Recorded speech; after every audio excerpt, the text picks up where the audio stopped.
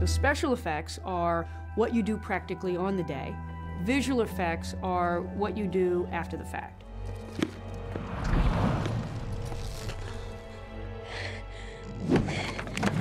We all try to do things practically, and you start to realize it's impossible. For instance, she's going to be moving her hands and the books are going to move, so we had like 5 people up above the set with literally fishing poles. And essentially they're just going up and down and they look like they're on a string. So you do it and then you end up shooting a plate, and then at the end of the day you put in the visual effect, and it's beautiful because you can choreograph it. You can have the books go forward, backwards, up, down, any space you want. They can fly, they can hit this side of the table. If you were to do it practically, you simply couldn't unless you were probably going to shoot it in stages.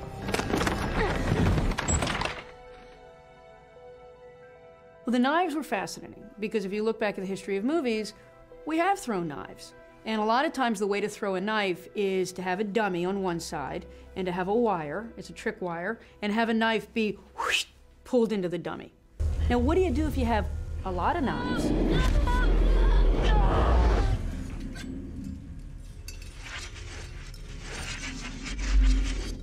I wanted something where you have all the knives and the scissors on a sewing table. And what I wanted was that Carrie's powers, essentially, because she communicates with the natural world, she essentially sends a signal out, and all those knives, they're starting to rise, and they then circle around, and they end up right in front of her mother. They terrify her mother, and then she throws them into her mother.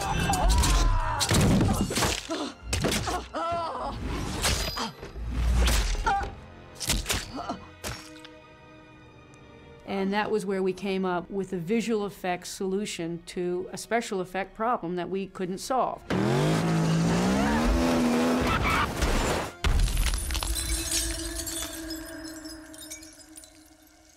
If Carrie's going to go up against Chris, ultimately Chris has to destroy herself, and she has to destroy her beauty and her vanity. So I thought, well, if she goes through that windshield and we shatter that beautiful face, that'd be great. We ended up doing that all CG. The A side of Chris flying forward is actually a digi-double. It's something that we designed in post. She moves forward, her face hits the glass flies. It was the only way you could control the glass. The B side, when you cut to her and Carrie's looking at her, that's actually the actress. And we had to then put glass into her face and create a meld around her so that actually it looked like she had gone through the glass and that she was dying before your eyes.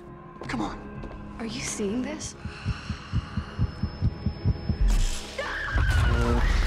The wave of anger that comes out of her, that was a very complex process because we had to have things in the space moving. We had to have tables and chairs flying. We had to have human beings flying. And the camera itself moves left to right. So you shoot that in about 6 layers.